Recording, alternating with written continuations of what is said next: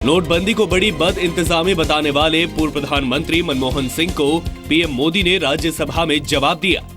राजनेताओं ने डॉक्टर साहब से बहुत कुछ सीखने जैसा है।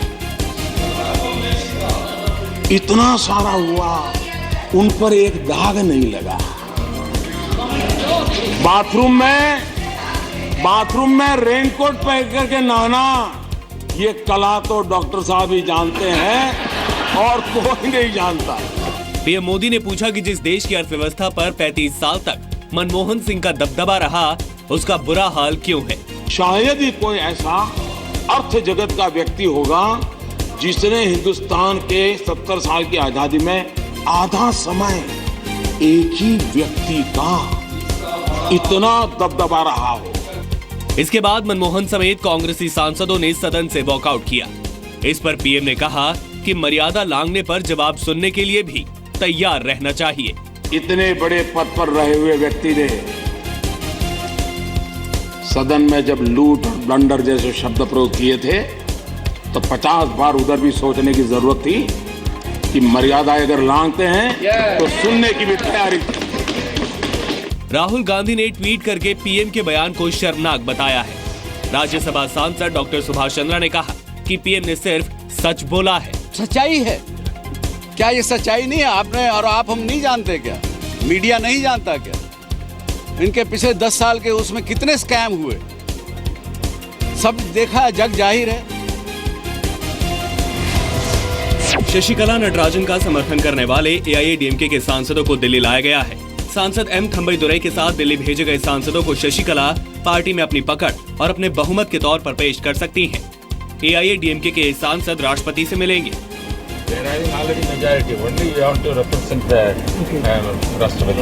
वहीं आज तमिलनाडु के राज्यपाल विद्यासागर राव चेन्नई लौटेंगे।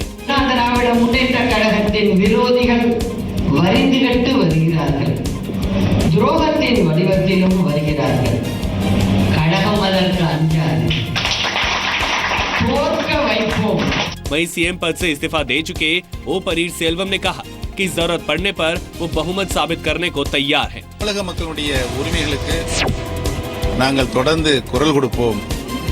பங்கம் ஏற்படுகின்ற பொழுது அதனுடைய நியாயத்தை நாங்கள் எடுத்துச் சொல்வோம். மக்களுக்கு ஏற்றுக்கொள்ளக்கூடிய திட்டங்களை தான் நாங்கள் வரவேற்போம். மக்களுக்கு விரோதமாக இருக்கின்ற திட்டங்களை மத்தியில் யார் ஆட்சியில் இருந்தாலும் நாங்கள் அதை எதிர்ப்போம் என்று சொல்லி पनीरसेल्वम ने पूर्व सीएम जयललिता की मौत की वजहों की जांच के आदेश दिए हैं।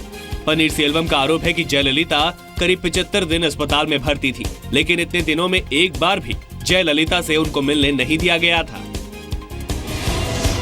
आज उत्तर प्रदेश में पहले चरण के मतदान के लिए प्रचार का आखिरी दिन है। 11 फरवरी को पश्चिमी उत्तर प्रदेश में 15 जिलों की 73 सीटों पर वोट डाले जाएंगे। आज अखिलेश यादव मथुरा, हाथरस, फिरोजाबाद और आगरा के शमशाबाद में रैली करेंगे। वहीं बीजेपी की तरफ से राजनाथ सिंह मथुरा, हाथरस, नोएडा और बागपत में रैली करेंगे। उमा भारती आगरा, मैनपुरी और फर्रुखाबाद जाएंगी। केशव प्रसाद मौर्य फिरोजाबाद, टंडला, कासगंज और फर्रुखाबाद में होंगे। वहीं राहुल गांधी अलीगढ़ के अलावा उत्तराखंड के अल्मोड़ा और उधम सिंह नगर में रैली करेंगे। मायावती भी उत्तराखंड के हरिद्वार में प्रचार करेंगी। उत्तराखंड में 15 फरवरी को मतदान है। कल गाजियाबाद की चुनावी रैली में कांग्रेस उपाध्यक्ष राहुल गांधी ने अमेरिका के पूर्व राष्ट्रपति बराक ओबामा का जिक्र किया। राहुल ने कहा कि वो ऐसा दिन देखना चाहते हैं जब ओबामा बेडशीट खरीदे और उस बेडशीट पर मेड इन यूपी लिखा हो। जब ओबामा साहब दुकान में जाएं और दुकान में वो एक बेडशीट खरीदे और बेडशीट पे लिखा हो मेड इन उत्तर प्रदेश। राहुल ने दावा किया कि कांग्रेस और समाजवादी पार्टी गठबंधन की सरकार बनी तो लखनऊ के आम और अचार अमेरिका एक्सपोर्ट होंगे। यूपी को मैन्युफैक्चरिंग हब बनाया जाएगा।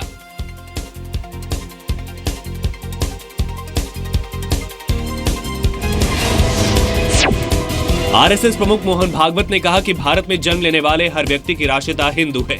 मध्य प्रदेश के बैतूल में हिंदू सम्मेलन में भाग लेते हुए भागवत ने कहा कि अगर मुस्लिम खुदा की इबादत के साथ भारत माता की आरती करे तो इसमें क्या हर्ज है। राष्ट्रीय मुस्लिम मंच है तो भारत माता की आरती करेगा ही, इसमें आश्चर्य कोई बात नहीं है, क्योंकि इबादत से मुसलमान होंगे, राष्ट्रीयता से तो हिंदू है, भारत माता के पुत्र है। भागवत ने बैतूल जेल में जाकर आरएसएस प्रमुख रहे सदाशिवराव गोलवलकर को श्रद्धांजलि भी दी। कांग्रेस ने इस पर पूछा कि मोहन भागवत किसी संवैधानिक पद पर नहीं है तो जेल में कार्यक्रम की इजाजत क्यों दी गई।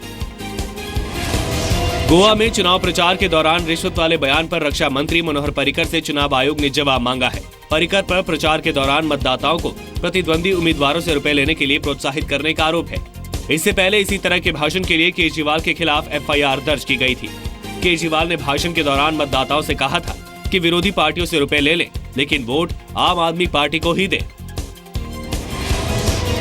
दिल्ली में केजरीवाल सरकार विकास के लिए आवंटित बजट का 12,224 करोड़ यानी 60% हिस्सा अब तक खर्च नहीं कर पाई है। जी मीडिया के अखबार डीएनए के मुताबिक मुख्य सचिव ने दिल्ली सरकार के कई अधिकारियों को तलब कर जवाब मांगा है। दिल्ली सरकार ने महिला सुरक्षा पर 200 करोड़ खर्च करने, ट्रैफिक एलईडी स्क्रीन के लिए 137 करोड़ खर्च करने और स्कूलों में 100 करोड़ की लागत से सीसीटीवी लगाने के वादे किए थे, जो अभी तक पूरे नहीं हुए हैं। दिल्ली के उपहार सिनेमा अग्निकांड में पुनर्विचार याचिका पर सुप्रीम कोर्ट आज फैसला सुना सकता है। सुप्रीम कोर्ट ये तय करेगा कि क्या सुशील अंसल और गोपाल अंसल को सजा दी जाए या जुर्माना लेकर जेल की सजा माफ की जाए। इससे पहले अंसल बंधुओं ने सुप्रीम कोर्ट में अंडरटेकिंग दी थी कि वे मामले की सुनवाई पूरी होने तक देश से बाहर नहीं जाएंगे। आरबीआई ने कहा है कि 13 मार्च से बचत खातों में जमा रकम निकालने की सीमा खत्म हो जाएगी। इसके अलावा 20 फरवरी से एक हफ्ते में 24,000 की जगह 50,000 रुपए निकाले जा सकेंगे। मौजूदा वित्त वर्ष की आखिरी मौद्रिक नीति की समीक्षा में आरबीआई ने रेपो रेट को 6.25% पर बरकरार रखा है। वहीं मौजूदा वित्त वर्ष में जीडीपी विकास दर का अनुमान 7.1 से घटाकर 6.9% कर दिया गया है। आज हैदराबाद में भारत बांग्लादेश के खिलाफ सीरीज का पहला टेस्ट मैच होगा। ये भारत में बांग्लादेश का पहला टेस्ट मुकाबला है। हाल ही में बांग्लादेश होम सीरीज में इंग्लैंड, न्यूजीलैंड और दक्षिण अफ्रीका को हरा चुकी है।